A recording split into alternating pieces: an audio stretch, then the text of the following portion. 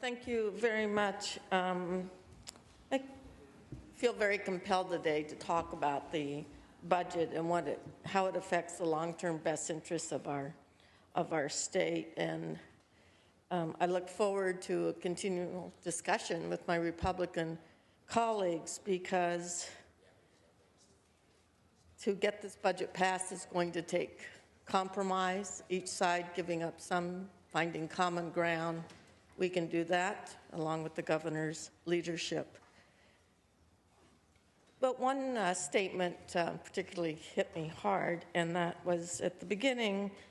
It started off with a comment about the governor's budget reflects the priorities of most Californians.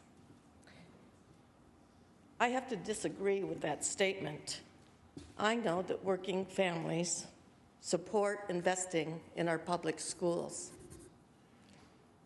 I know that most of us in this room are part of the baby boomer generation that benefited during the 50s, 60s, and 70s from that investment by our parents and by the state, both Republicans and Democrats. I remember it was Governor Pete Wilson who championed class size reduction. The baby boomer generation became the economic engine of our state, but we are going backwards. We're going in the wrong direction. We're dismantling our commitment to public education. I feel compelled as a long-term teacher to stand up and speak about the value of education.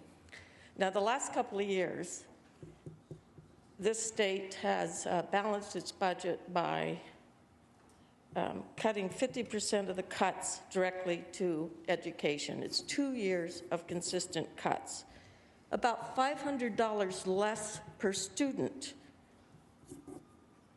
will result in this budget for this year than last year. The governor's budget and the Republicans support an additional $2 billion in cuts. Prop 98 would have put us at $54 billion. The governor's proposed about $48.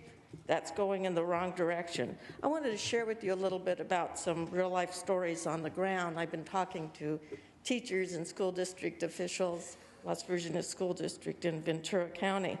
What you may not know is school districts right now are facing up to 10 days less of school per year for each student.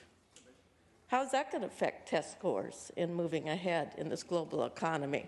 That's going in the wrong direction. There was a recent article in the paper that they can't fit any more desks in some of the high school classrooms. They average between 39 and 44 students per classroom. Schools have opened up. We're seeing what has happened with our misguided budget cuts. Several people have said and thrown up their hands, enough is enough. A superintendent from Oak Park School District in Ventura County said, the state has abandoned our public schools. First grade classes, so much for class size reduction, are up over 30 per student. How's that going to affect teaching reading and math when kids need to grasp these concepts right away to succeed in our schools? Teachers are being fired, and these are the younger teachers, frankly, who will be invested in the classroom for the next 20 to 30 years, replacing the baby boomers who are retiring in droves. They don't understand why firing teachers is not also a job killer. That's affecting the local economy and working class families when we let go some of these people who have invested years and years of education to serve for a lifetime in our public schools. When I talk to people about how we balance the budget, they will say, you know, educating our workforce for tomorrow is in the best interest of our state's economy.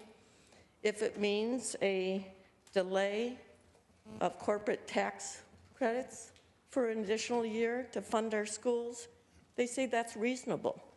I talk to Republicans and Democrats alike, and they feel that our #1 job should be investing in education. I will be voting against this proposed budget. We're going in the wrong direction.